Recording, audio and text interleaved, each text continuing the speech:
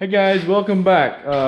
Today I'm doing a little maintenance on my 67 f100 here. This is maintenance, which turned into a lot more than maintenance. So, a little while back I redid the engine and I didn't touch the rear axle and it started making some funny noises.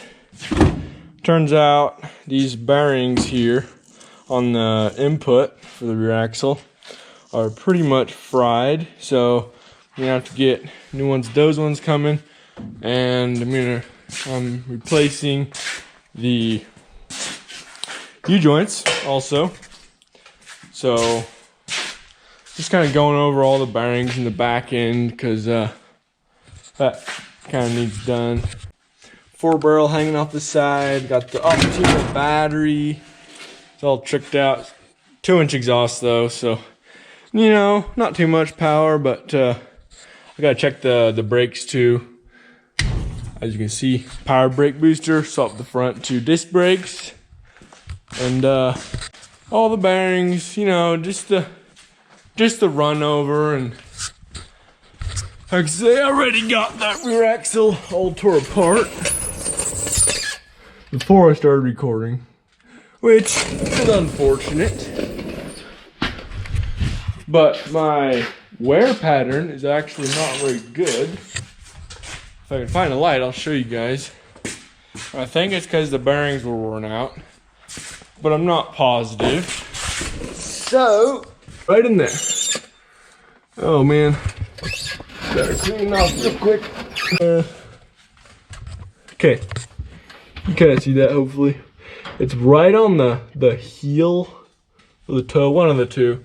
It's right on the outside, so I'm hoping that your bearings will help that. I don't know if it will, but it's not making noise, so not a huge deal.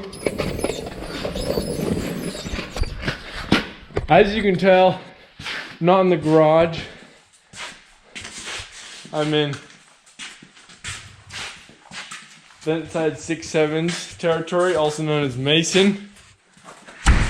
This is where he does all his genius work. Double the whole thing. That's gotta go in there. Good old Pittsburgh 11/16 coming in clutch for me here. It's always good to use someone else's socket for this stuff. Because it's not very good for sockets, but it's good for U-joints. I tell you. Come on. Yeah. Now, both out. Somebody's here. There's caps everywhere. But there you have it. Just gotta pick up a whole bunch of parts and I'll be set.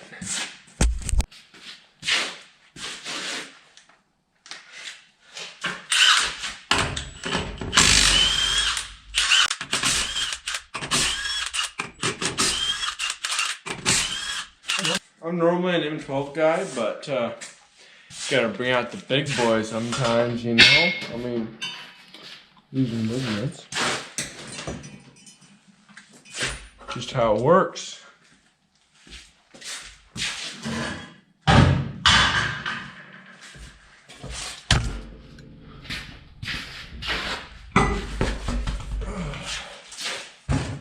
Oh yeah. So I put these brakes on maybe 2,000 to 3,000 miles ago. These are CPP, Classic Performance Parts. I hope I quoted that right. Disc brake conversion kit. And it includes this whole assembly here. So if you have a way to get out the old kingpins, this works really good. Luckily I was able to use a press. I pushed and pushed and pushed. Sounded like a gunshot went off.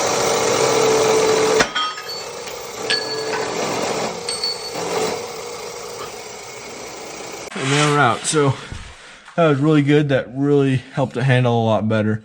by putting these new pins in, but I'm just checking everything. For some reason, brakes are squeaking. Plenty of pad left. It's squeaking like crazy. I don't know why, but plenty of pad left. Thing looks good. Just gonna grease everything, make sure everything's tight, the cotter pins are in, whatnot, and it looks like good. Put in these bushings there. I replaced this cab mount here too. That goes clear underneath. Did that like, I want to say a year and a half, maybe even 2 years ago. No, a year and a half ago. So, said the same, I'm gonna rip it apart. What is that?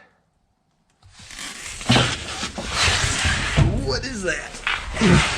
Got oil. Oh, transmission. It's not an issue. I'm hoping you can see what I'm doing, and I'm hoping my camera doesn't fall off, but it probably will. So, that fits, and take the hammer, and wail on it. Yep, fell over.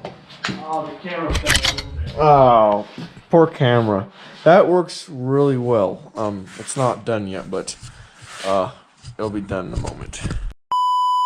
So I successfully pressed that in there. Next, the bearing goes in. There's a seal. Since it's all oil lubricated, the bearings don't need packed or anything. It's in a differential. I'm still cleaning it, but you know, that's normal, right? Gotta have clean stuff, except for hands. They don't need to be clean. Some people actually wear gloves when they're doing stuff like this.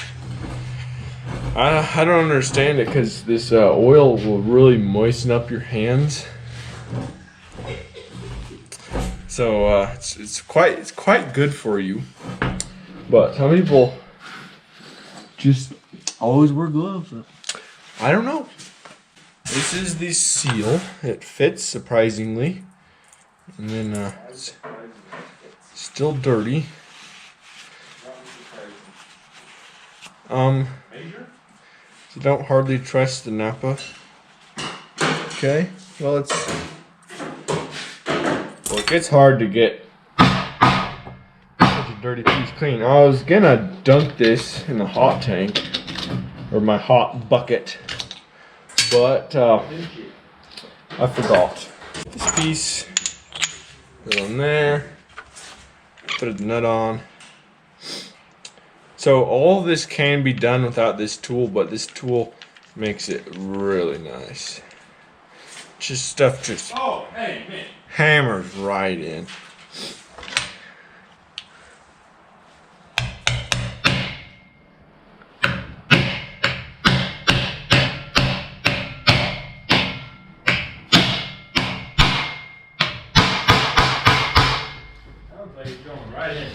Oh yeah, wait, I forgot to put the bearing inside.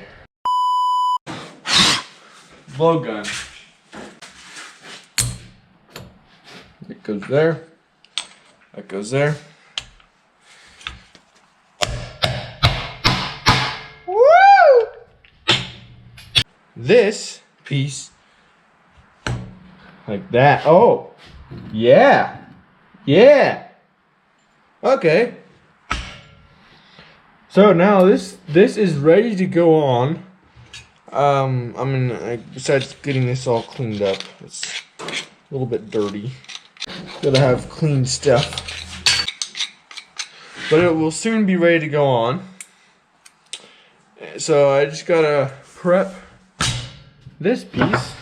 Get this off here, which is gonna be a chore. So stay tuned. I kind of need a torch. Maybe, because it's all going to light on fire. I'd like to burn all the oil off with a map torch, but our map torch is out of map, so it's lost. Get it? Huh? Our map torch is out of map. Okay. Oh, okay, so the first thing I'm gonna do here, I'm gonna try to get this crush washer off. I'm gonna try to shock it with a ton of heat around the outside. Should expand it off because the shaft isn't gonna want to heat up. And I'm gonna try to pull it off. So here goes nothing.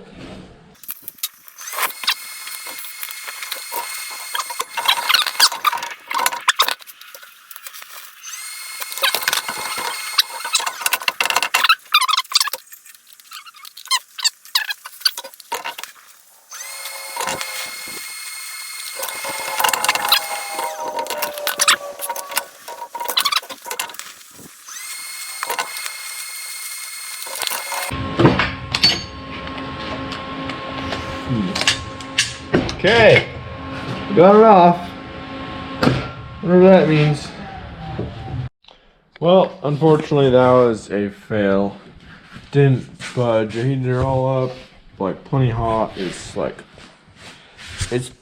basically welded on there. I gotta get a way to pull on it. So, my idea is to make a piece of tube like this, weld it on, cut the tube off on the right spot, and weld a giant nut, probably this one, I don't know.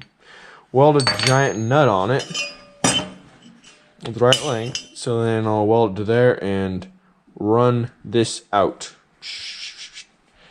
So, probably try that next, and if it still doesn't go with that on there, then I'll heat it up again and see if heating up with pressure, and it's got to go eventually.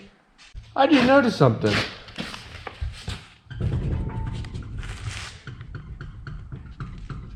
Shaky camera. That's what I noticed. No, wheel bearings need tightened real bad. That's what I was afraid of, so that's what I'm gonna do next, is tighten up the wheel bearings for y'all. No, for me actually, because I want to drive this thing down the road. I've been dailying this thing for a couple months now. It's pretty sweet. Kind of stopped noticing all the necks that break all over, but okay, I already did the other side, but I'm going to show you my procedure for tightening bearings. And if this is wrong, please let me know immediately. I don't want to wreck anything. Hey, this is how I am. So, I'm just kidding. First step, get this cotter pin out of here. And then, I always like to get these straightened up nice and purty. It depends on what your standard of purty is. But, that'll be fine. Got some crooked teeth, but purty enough. Okay. Now, this is how I do it. Take a socket. And this is a torque wrench because that's all I could find, 1/2 inch drive, but I don't use an impact. I'm not quite that redneck. Tighten it down. Just tighten that thing down. Tighten it. Spin it. That is about 80 foot-pounds. Not bad. So I don't leave it like this though. I'll tighten down. I will back it off all the way. Take just the socket in my hands here. And then tighten down as much as possible like that. So you tighten everything in, you let all the tension off, and you hand tight it. So everything should be in there, but it's not under a ton of load. That's my theory. Let me know how you guys do this. Beautiful. Cotter pin goes back in.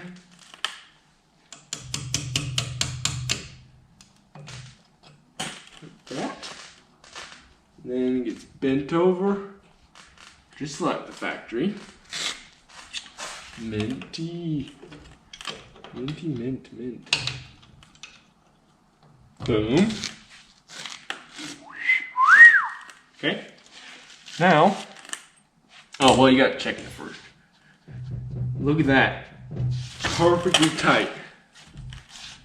Beautiful. Okay. Now the cap goes back on. And if you beat these with a hammer, they'll bend in and it's ugly. So what I like to do is I like to use a screwdriver and hit the lip. So I'm not hitting the end of the cap, I'm hitting the lip by the cap. Seems to work really well. Sure it's all snug so it won't come off. Just like that. You know, I don't think that took very long. I really don't. I think I should enter NASCAR or something, you know. Tightening F1 bearings. I could be a pro. There she is. You know, wipe roll off. Actually, these tires are wearing pretty good. Before I put the new kingpins in, these tires were wearing super goofy. They were cupping. I put the new kingpins in with the disc brakes, and now they're flat. So. No, I mean they're airing them, but they're wearing flat. They're not. Yeah. Okay.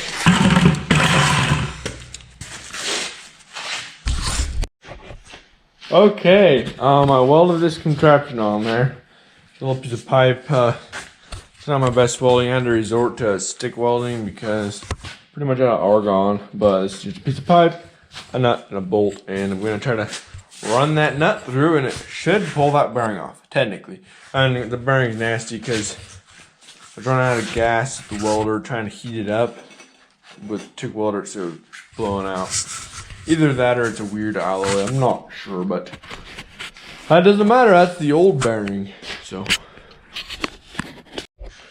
This takes a lot of persuasion, but it's going. Alternating, wrenching on this, beating on this. I got it in the table here, like so, and it's already loosened up a ton. But so you're ready to do it one-handed now, but my poor Klein Tool spud wrench popped out of that a couple times, and that these Klein Tools wrenches, they're strong and it's tight, and so you can pop out of one of them. You're pulling hard, so it's took a lot of persuasion, but it's going out. Hoping I won't mess up the threads too bad on the end of this. Yeah, we'll see. Finally, all cleaned off. That's how it's supposed to look, and better yet, that bolt did not mess up these threads. Look at that. Goes right on still. So, that is super good news. You gotta press these new bearings on. They are, right now, this is pretty hot. It's probably 110, 120 degrees. It's a little hot for the touch. I don't know exactly. But because it is hot, the bearing, the bearing isn't like near ready to go on there. So I'm thinking about sticking this in the freezer for a while, try to get that cooled off. And then I'd love to heat this up to just like 110, like same as this is, just like hot to the touch, just to help that out. Yep. This is my gizmo, or what's left of it.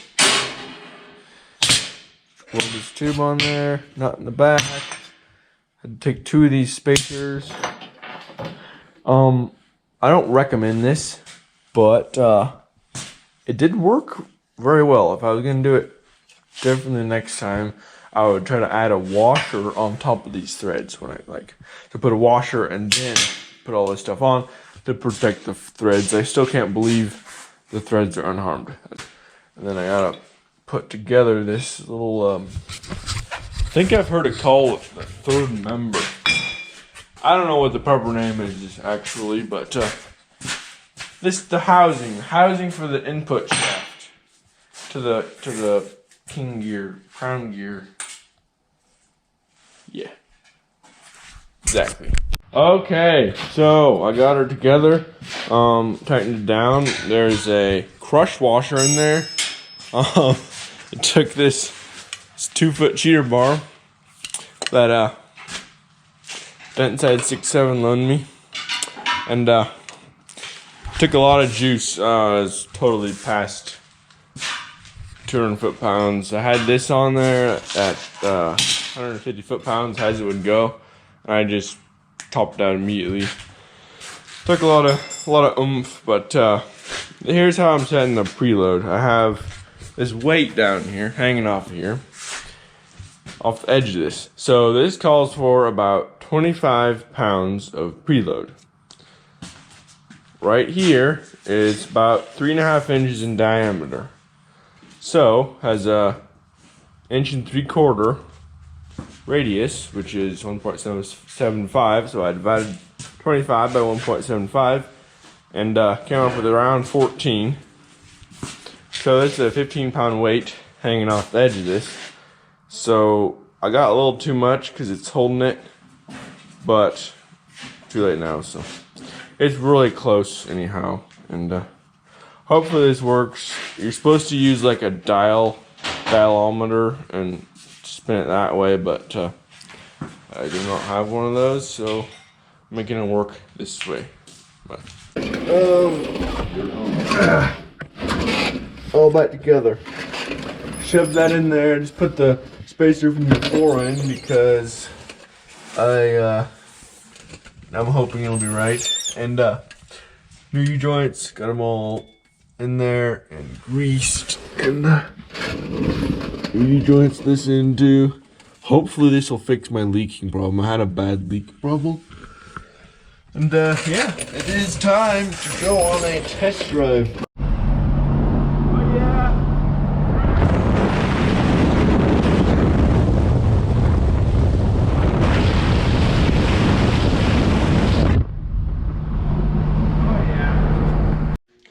That is it for today. See you on the next one at Rough Iron Garage.